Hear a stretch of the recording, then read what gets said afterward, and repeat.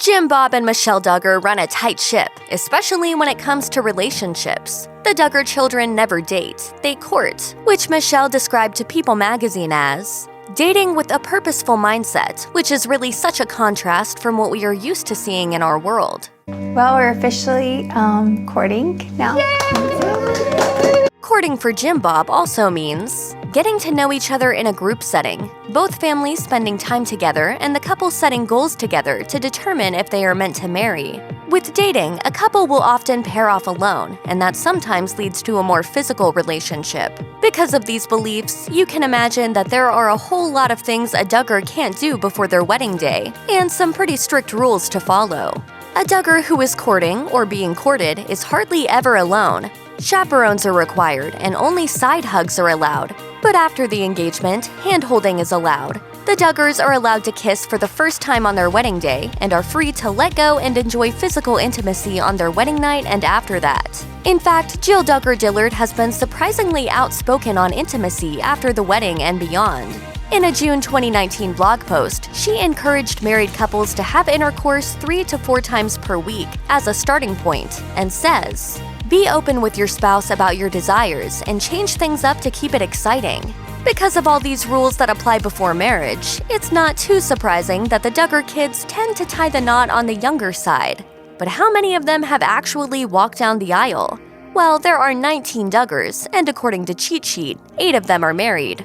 Oldest son Josh Duggar and Anna Keller were the first to tie the knot in September 2008, and as of early 2020, they are still together with 6 young children. John David may officially be second-born, or third-born considering he's a twin to the unmarried Jana, but he's the most recent Duggar to tie the knot. He married Abby Burnett in November 2018, and the couple had their first child, a girl, in January 2020. Derek and Jill Dillard, who married in June 2014 and have 2 sons together, starred in the spin-off show Counting On. However, according to Entertainment Tonight, they were forced to leave the show after Derek made offensive remarks and major backlash ensued.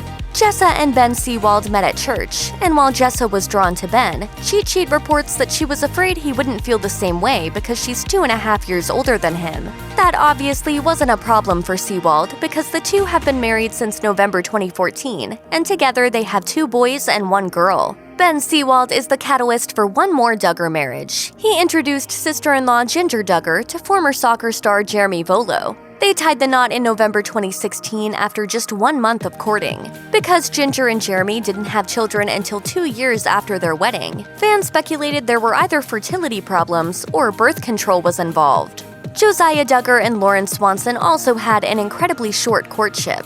The former family friends went on a trip to New Zealand with a group, came back courting, and 41 days after that, they tied the knot in June 2018.